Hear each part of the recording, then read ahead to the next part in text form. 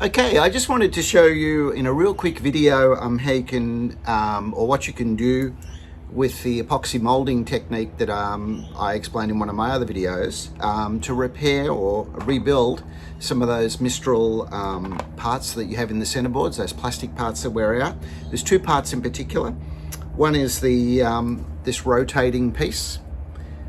Each Mistral centerboard from the 80s has one of these. This goes into the board and it allows the centerboard to, rotate around it. These often break. In fact, here's one of mine. You can see it broke, hence that's what led me to this.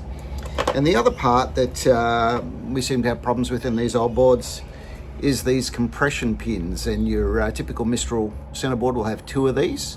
They're the same size as the solid rotation, but they have a couple of little pins on the end here and they press in, there's a spring inside.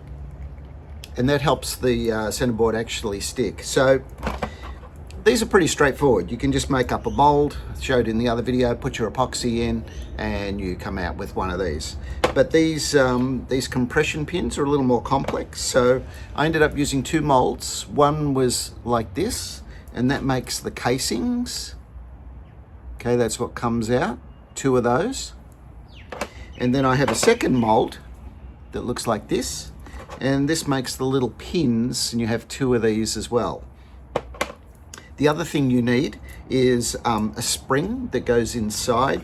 And I actually got these from AliExpress. They're, the wire diameter is 1.2 millimeters, and the width of the spring, this is what they look like. The diameter of the spring, width diameter is 9 millimeters. And the length of the spring is 25 millimeters. So that's what it looks like, stainless steel.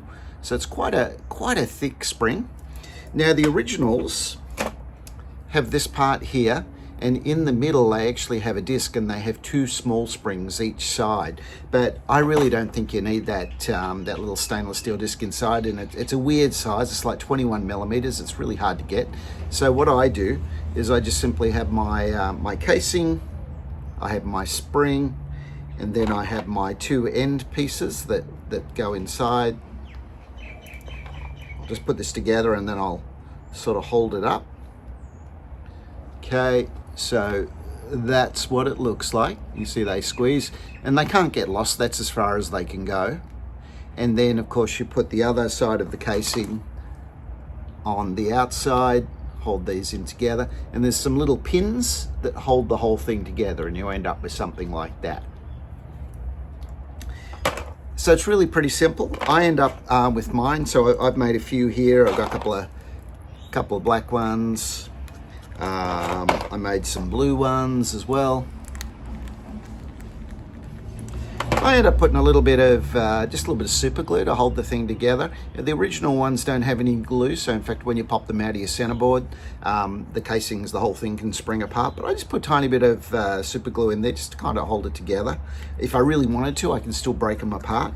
And the only other thing I will say to be mindful of is when you're making these casings, the casings actually have two little, each one has two holes right in the ends there, and they also have two little pivot or two little points, and it's really hard to get those to come out properly in the mold process. So what I've had to do in many cases is once I make my casing, I actually drill 4 tiny little holes using about a 1 millimeter drill in there in each of the corners.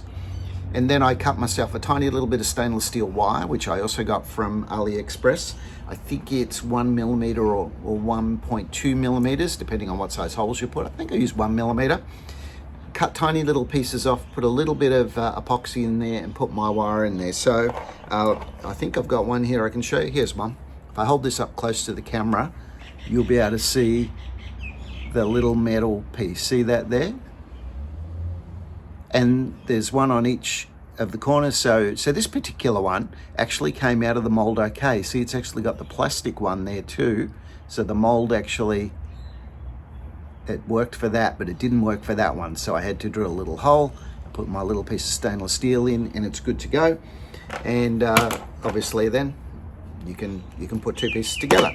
That's it. It seems to work okay. So if you're looking for a way to replace these sort of springy things, I don't know what you call them, compression pins, then you can certainly do it by making your own molds out of silicone. Have a look at my other video. Pouring some epoxy, and then just using some springs, stainless steel springs, and you're good to go.